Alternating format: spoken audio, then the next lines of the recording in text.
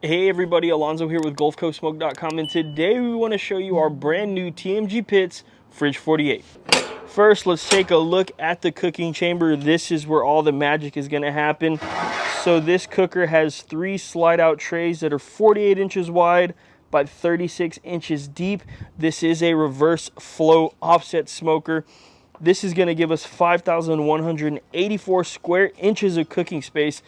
Obviously, if you take a look at this first tray here, I think I can easily fit 6 briskets on this, and I'm not sure if I'm ever going to fill it up completely with briskets, but the plan with this pit is to cook a lot of food and share it with a lot of good people for years to come.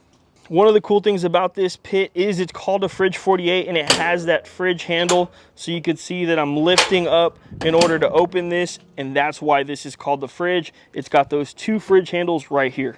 So with this smoker, we did get the off-road package, which includes 4 oversized golf cart tires.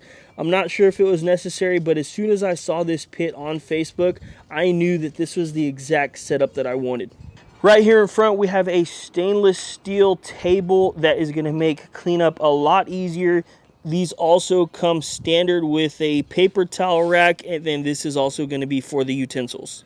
And this axle right here is actually how we move this pit. I'm not going to pull it too much. I have some blocks over there that's stopping it from moving it for safety, but this actually turns pretty easily. You can see I'm doing no effort at all, and this is how we're going to move it around, how we're going to put it on our trailer and get it to competitions or other events. And my absolute favorite part of this smoker is going to be our logo on the back side. You can see it says Gulf Coast Smoke. It looks absolutely beautiful. And then we do have this rear folding table. It's going to make it great for wrapping briskets, prepping briskets, or any other food. This is exactly where we can do a lot of that stuff. I've seen Hayes with TMG Pits actually get up and sit on this thing. I'm not brave enough to do that, but I'm putting a lot of weight here, and this thing is extremely sturdy. And under the cooking chamber, we also have a little bit of storage here where you can put wood or some other stuff that you need to take care of.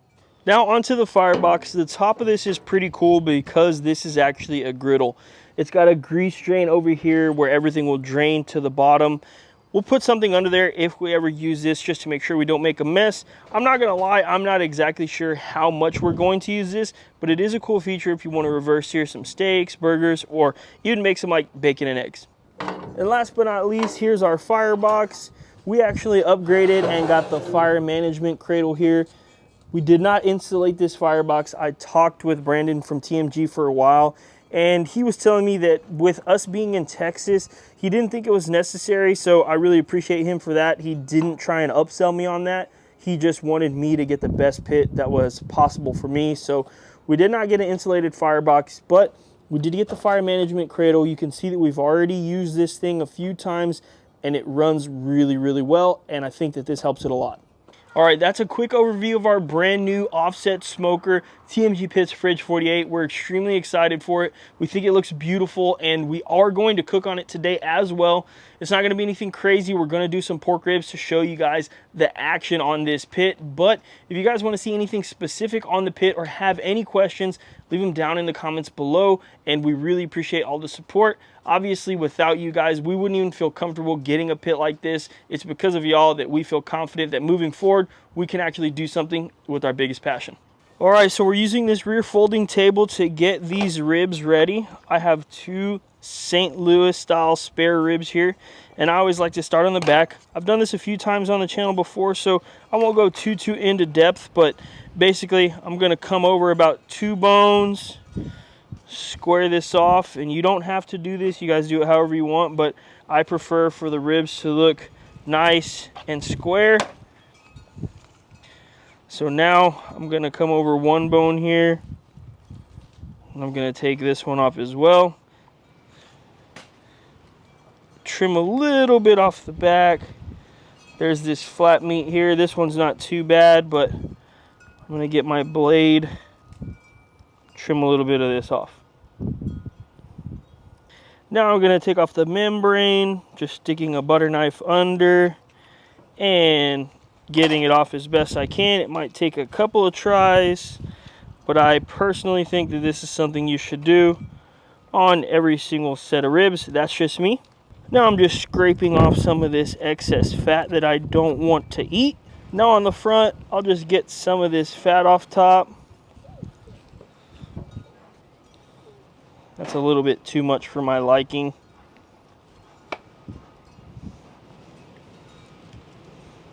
Then we'll just round everything out.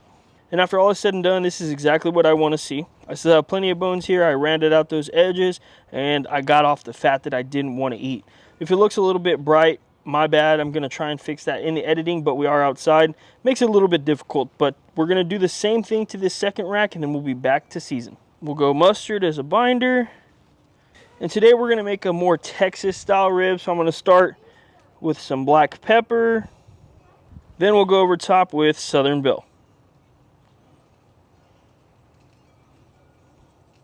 Southern Belle also has black pepper in it, but we wanted to add just a little bit more, get a nice coarseness today.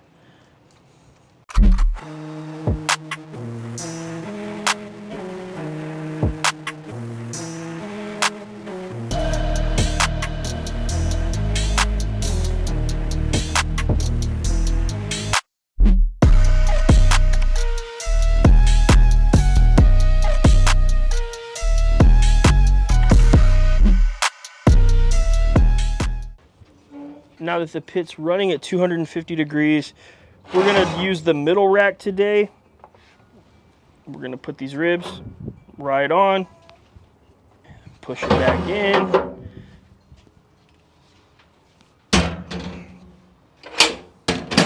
Now that we have the ribs on the pit, the focus is gonna be keeping the temperature between 250 and 275 degrees.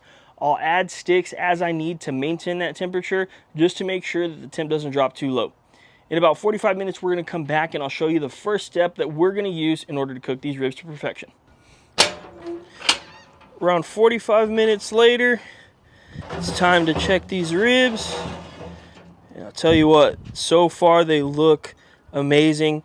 It doesn't look like we need to spritz yet. I don't see any parts that are drying out. I'm really liking the way they're looking, so we're just going to let them keep rocking. We'll check them again in another 45 minutes. And we're only going to bring you back if we feel like we need to spritz. Otherwise, we'll see you when it's time to wrap these up. It's been about 3 hours on these ribs, and we did spritz them one time.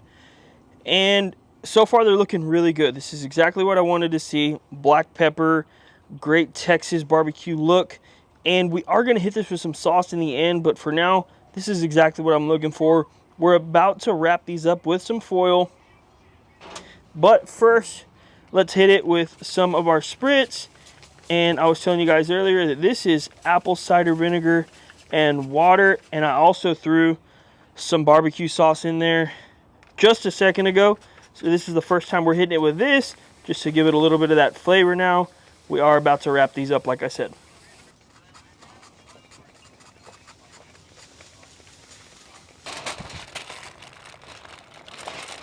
Pit has been at 250 the whole cook. That's the one thing I'll say about this pit so far, is once I dialed it in, it's held the whole time. I'm obviously feeding it sticks about every hour or so, but it's held temp wonderfully.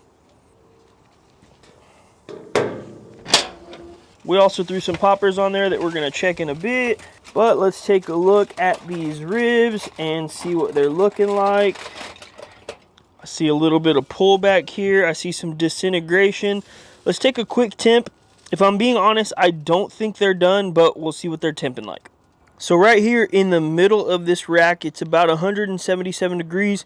We obviously still have a while to go. I could tell by the disintegration on the back that these are not ready yet. So let's put them on for another hour and then we'll check it one more time. 5.5 hours later, we're gonna check these ribs one more time. They feel pretty good in the foil.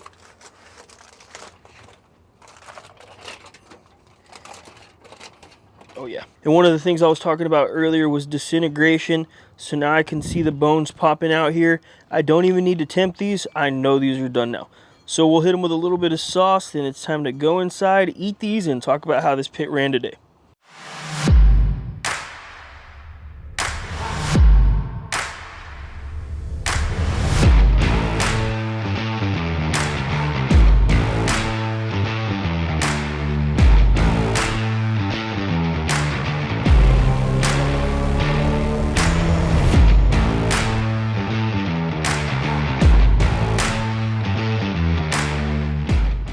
ribs are done, smelling delicious and looking delicious. I'm gonna take a bite and talk to you about how good that rib tastes, but then I'm gonna talk to you guys a little bit about the pit. So the focus of this video is gonna be the pit, and that's what we wanted it to be since we just got it, and this is our first cook on our brand new TMG Fridge 48. The rib looks beautiful. It's got a perfect color. Pepper, bell.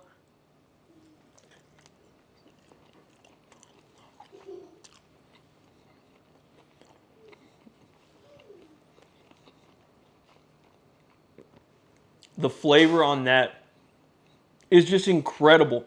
Black pepper plus Southern Belle. Southern Belle really just is. It's so good. If you guys haven't tried it out, I'll leave a link in the description. I don't even know what else to say. There's nothing more that I want out of a rib than the bite that I just took. I don't need anything else. We put a tiny bit of barbecue sauce on there. You guys saw what I spritzed with. You saw what I made this with. And it just turned out absolutely incredible. And for the pit, it stayed at 250 the entire day. We smoked these ribs for about 5.5 hours, and that's typically longer than I would want it to take, but we did run it lower than we typically do. I'll usually cook ribs at 275. Today we ran this pit at 250, and it didn't fluctuate but maybe 5 degrees over or under the whole day. And that was the best part about it that I saw, was that once you get that fire rolling, it rolls the whole day. You have a nice fire in there, and that allows for that clean blue smoke the whole way. So I didn't show you guys the reverse flow plates that are in there that are removable, but we do keep the reverse flow plates in, and that allows for an even cook on this offset smoker. We're gonna be doing a lot of different things on this pit, but that doesn't mean that we're going to neglect the Weber kettle. You guys know how much I love the Weber kettle. If I'm being honest, we're likely still gonna use that a lot more than we'll use this TMG pit. And that's not to knock the pit. Obviously, we love it. We paid for it, and we're planning on doing a lot of cool things with it.